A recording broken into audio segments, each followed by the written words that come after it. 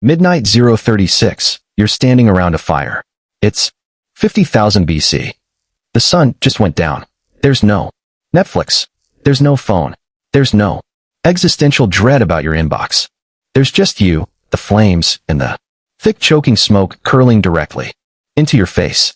And somewhere at some point one of your ancestors looked at that smoke and thought, wait, what if I did that on purpose?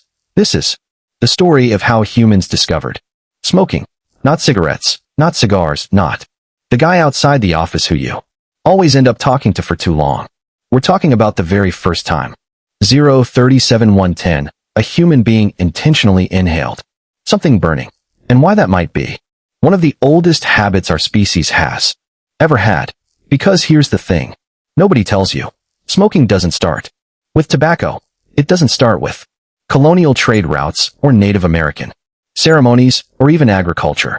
The desire to inhale smoke might be hardwired into us on a level so deep it predates civilization entirely. And the evidence for this is genuinely insane. Let's start with fire. Because before you can smoke anything, you need fire. And fire has been part of 110-147, the human story for a very, very long time. The oldest confirmed evidence of controlled fire used by our ancestors dates back roughly 1 million years from a site called Wonderwerk Cave in South Africa. Archaeologists found burnt plant ash and charred bone. Not the result of a wildfire, but of a sustained contained fire used deliberately inside a cave. Now, 1 million years ago, we weren't even Homo sapiens yet. That was Homo erectus, our earlier cousin with a smaller brain, a heavier brow, and absolutely zero 147-21 interest in being told what to do with it. They sat around fires just like we do. They cooked. They stayed warm. They huddled together in the dark. And they breathed smoke. Every single day for hundreds of thousands of years, every human and pre-human ancestor who sat near a fire inhaled smoke. It was unavoidable. It was constant. It was basically the original air quality situation, and nobody had an app to check it. But here's where it gets interesting. Some of that smoke wasn't just wood smoke. When you burn organic matter, you don't 221-253 just get carbon dioxide and water vapor. You get a cocktail of compounds. Depending on what you're burning. Some plants, when combusted, release psychoactive chemicals, alkaloids, terpenes, compounds that interact with the human nervous system in ways that are, let's say, noticeable. In other words, some of our ancestors were absolutely accidentally getting high around the campfire, and they had no idea why they felt amazing. This isn't a fringe theory. Researchers have proposed for 253-326 decades that early humans living in forested environments would have regularly been exposed to the smoke of psychoactive plants like cannabis, Nicotiana species, and various entheogens that grow naturally across Africa, Europe, and Asia. The human brain, it turns out, has receptors that respond to cannabinoids. These receptors didn't evolve because of cannabis. They're part of our endocannabinoid system, which regulates everything from mood to memory to appetite. But the fact that they exist means that when a human first inhaled smoke from a burning cannabis plant, 326-403, their brain wasn't confused. Their brain was like, oh, hello, I've been waiting for you. In that moment, that first accidental hit of psychoactive smoke around a prehistoric campfire might be the true origin of smoking. Not a decision, not a plan, just a very pleasant accident repeated enough times that someone eventually thought to recreate it on purpose. Think about that for a second. The entire multi-trillion-dollar global tobacco industry, the centuries of ritual, the shamanic traditions, the medical practices, the social customs. 403-438. All of it may have started because a tired hunter sat downwind of the wrong bush and had a really unexpectedly great evening. History is sometimes beautiful in the most absurd ways. Now, here's where we have to be careful about timelines, because ancient humans smoked things and ancient humans intentionally cultivated things to smoke are very different claims. Let's talk about what the archaeology actually tells us. The oldest direct evidence of intentional cannabis use, meaning burned cannabis seeds found in a context suggesting deliberate inhalation, comes from a burial site in 438-514, the Pamir Mountains of Central Asia, dating to around 500 BC. Excavators found wooden braziers containing stones that had been superheated alongside residue from cannabis plants with unusually high THC content. This wasn't wild cannabis used for rope or seeds. This was the good stuff, and it was placed directly in a ritual burial. Context, 500 BC. That's roughly 2,500 years ago. But here's the question that should be sitting in the back of your mind. Does 514-548, the absence of older physical evidence, mean it didn't happen earlier, or does it just mean we haven't found it yet? Because organic material, seeds, leaves, plant fiber, almost never survives thousands of years in the ground.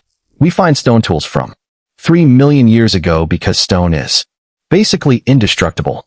But a wooden pipe filled with dried herbs, that's gone in a few centuries under normal burial conditions. A leather pouch of cannabis dissolved back into the earth long before any archaeologist ever showed up with a trowel. So the absence of 548-629 evidence in this case is absolutely not the evidence of absence. There is also the Herodotus problem. Herodotus, the ancient Greek historian writing in the 5th century BC, described in remarkable detail the Scythians, a nomadic people from the Eurasian steppe, performing what he called a vapor bath. They would set up small enclosed tents, heat stones until they glowed, and throw hemp seeds onto those stones, then sit inside the tent inhaling the smoke, and, as Herodotus wrote, howling with pleasure.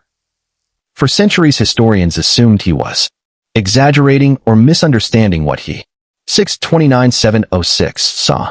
Then archaeologists started excavating Scythian burial mounds and finding, you guessed it, bronze braziers, heated stones, and hemp residue, exactly what Herodotus described. The man was just reporting what he saw. He wasn't embellishing. He was, if anything, underselling it. Let's talk about tobacco, because it's the one most people actually associate with smoking.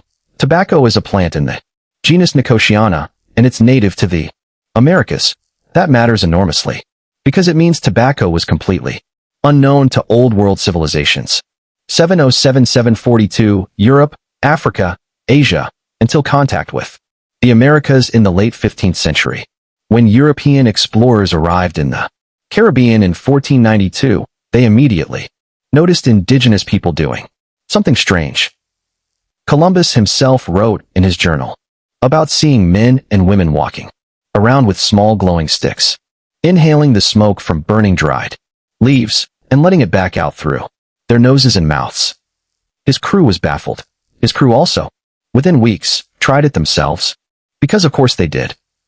But tobacco use in the Americas is far 742-813, far older than 1492. Archaeological evidence of tobacco, specifically chemical residues in ancient pipes, has been found dating back to at least 3,500 years ago in the southeastern United States. Some researchers believe it could go back considerably further, possibly 10,000 years or more, tied to the development of cultivation in the Amazon basin.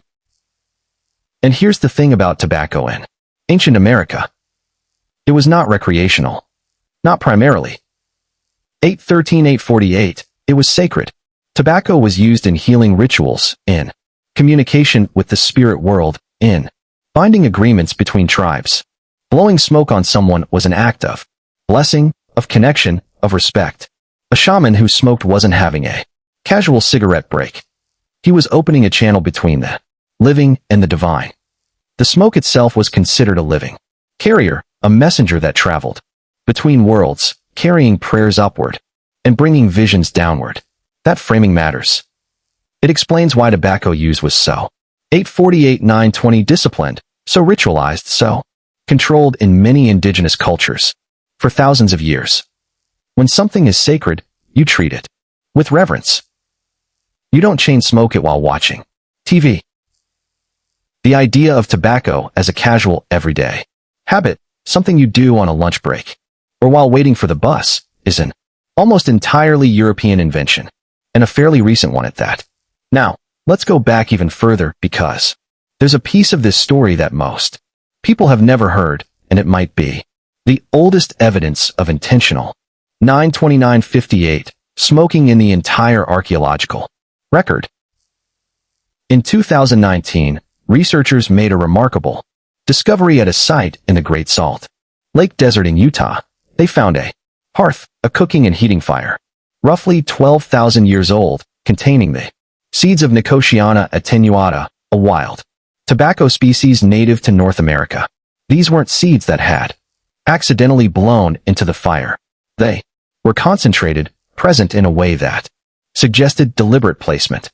The site predates any known pottery or pipe artifacts in the region by thousands of years.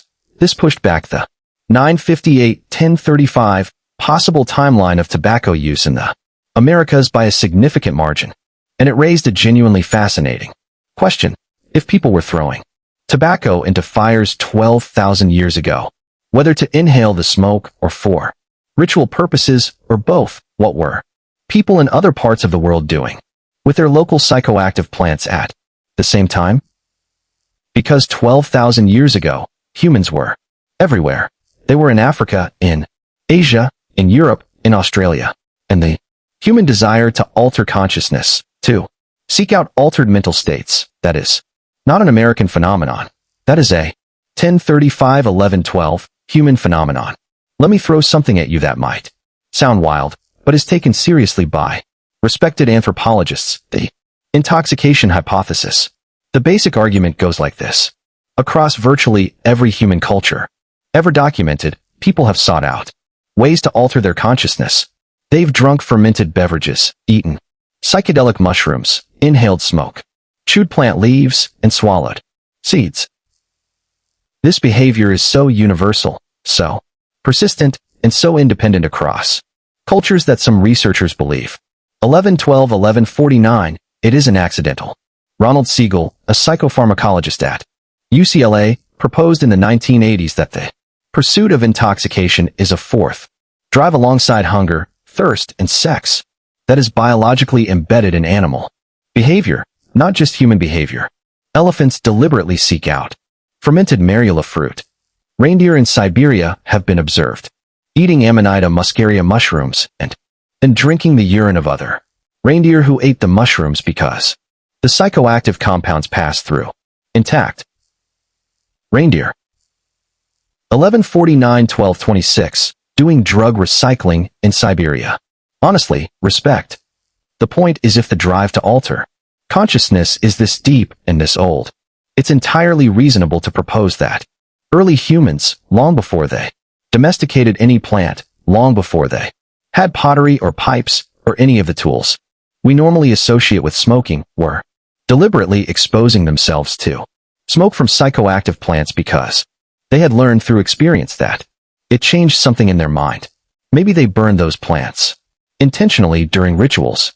Maybe they selected campsites near specific plants. 1226-1258 for exactly this reason. Maybe they learned which smoke made you feel good and which made you feel like you were dying, which with some plants is a distinction that kills you once before you figure it out. This is trial and error, prehistoric style. Very high stakes, occasionally, literally fatal. But the ones who survived, they remembered. They told others. They passed it down through generations of knowledge that never got written, but got lived. 1258-1328, that's how most human knowledge worked. For most of human history, not libraries, not schools. Lived experience. Passed mouth to ear. Around a fire. In the dark. Let's also talk about something that rarely comes up in this conversation. Smoking is medicine. Long before smoking was recreational, long before it was spiritual, it may have been medical. The Ebers Papyrus, one of the oldest known medical documents in the world, 1328-1402, dates to ancient Egypt around 1550 BC. It describes treatments involving the inhalation of smoke from heated herbs, specifically for conditions affecting the throat and lungs. This is wildly counterintuitive from a modern perspective. You're telling me the ancient Egyptians treated lung problems by inhaling smoke? Yes. Yes, they were. And while that seems insane, it's worth noting that the specific herbs they used, including henbane and various aromatics, do have genuine pharmacological properties when inhaled. 1402-1439. The ancient Greeks used fumigation, therapeutic smoke, regularly. Hippocrates, the guy you take an oath, named after if you become a doctor, wrote about the inhalation of herbal vapors to treat diseases of the lungs and other conditions. The thinking wasn't crazy by the standards of the time. Smoke reaches the lungs directly, so if the plant has medicinal properties, delivering it via smoke makes a certain logical sense. The lungs as a delivery mechanism. Inhaled medicine. We still do this today, with asthma inhalers and anesthetic gases and nebulizers. 1439-1512. The delivery method survived. The burning part, thankfully, mostly didn't. Ancient Indian Ayurvedic medicine, dating back over 3,000 years, describes a practice called Dhumapana, literally smoke drinking, involving the inhalation of medicinal herbs through pipes. The text describes specific plants, specific conditions, specific preparations. This wasn't casual or improvised. It was a sophisticated medical system with detailed protocols and centuries of refinement behind it. 1512-1550, across ancient China, ancient Mesopotamia, ancient Greece, ancient India, in virtually every early civilization on record, there is evidence of people inhaling smoke deliberately for therapeutic purposes as a recognized medical practice, not because they were addicted, not because they thought it was cool, because it worked, or at least it worked sometimes, or at least it worked enough times that they kept doing it.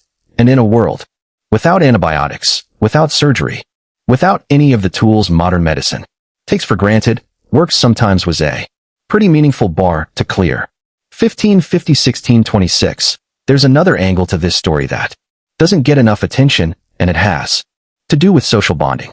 Humans are deeply social animals. We evolved in groups and group cohesion.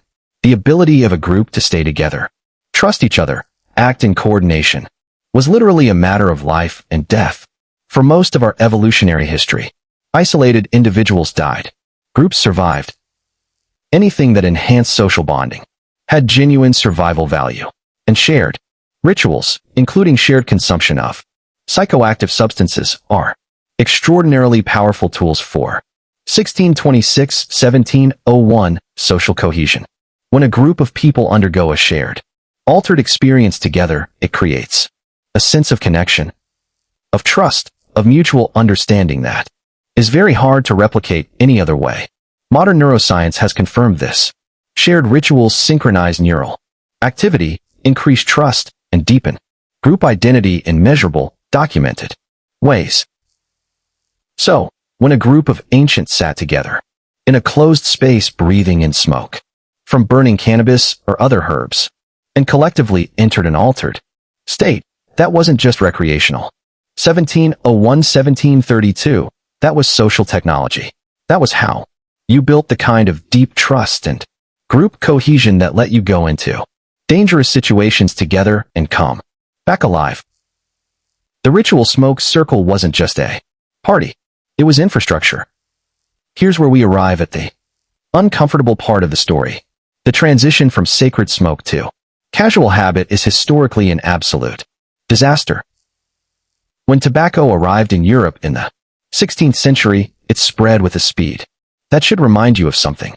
1732-1806. Within decades, smoking had gone from an exotic curiosity to a continental obsession. By the 1600s, tobacco was being traded globally. By the 1700s, snuff, powdered tobacco inhaled through the nose, was fashionable across European aristocracy. By the 1800s, cigars were everywhere. By the early 1900s, the industrially manufactured cigarette had been invented, making tobacco consumption cheaper, more convenient, and more addictive than anything that had come before.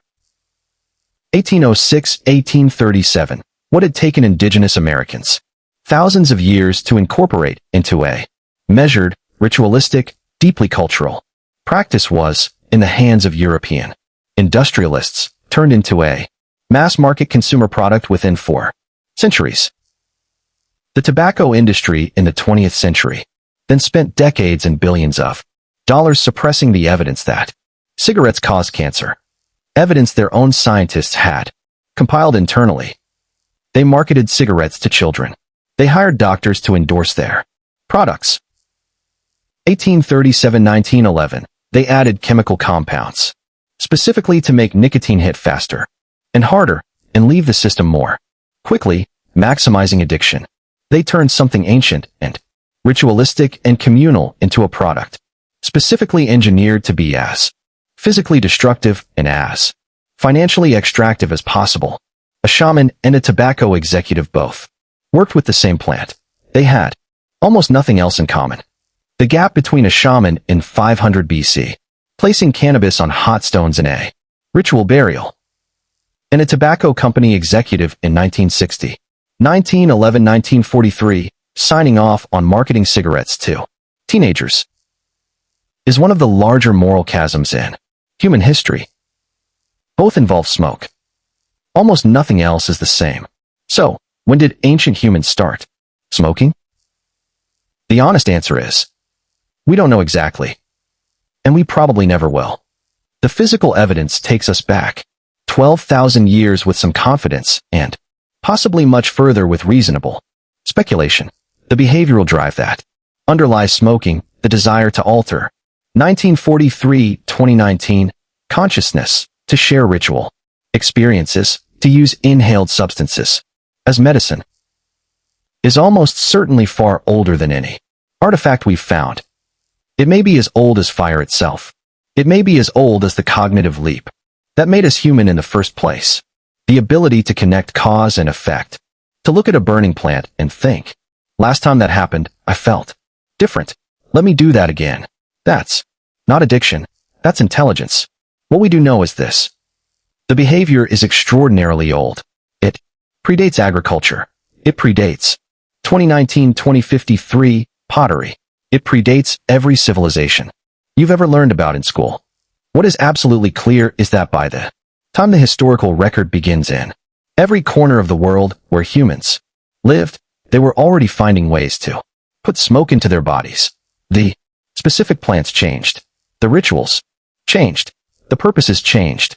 But the behavior was already ancient by the time anyone thought to write it down. There's something almost poetic about that. For all the things that separate modern humans from our ancestors, the technology, the medicine, the internet. 2053-2126, the truly baffling amount of content we consume every day, there are these thin threads of continuity that run unbroken through 100,000 years of human experience. Fire, smoke, breath.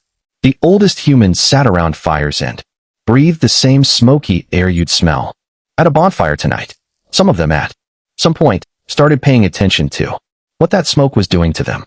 And then they started choosing it, and then they started passing that choice down to their children and their children's children, and eventually to the Scythians howling with pleasure in their 2126, 2155 tents, and the Egyptian physicians prescribing henbane, and the Mayan shamans reading visions in the rising smoke, and the Taino people on a Caribbean beach watching confused Europeans try tobacco for the first time and cough until their eyes watered. Either way, next time you flip a light switch or sit around a summer fire or catch a whiff of wood smoke on a cold night, you're participating in something far older than you realize. You're doing what humans have always done. You're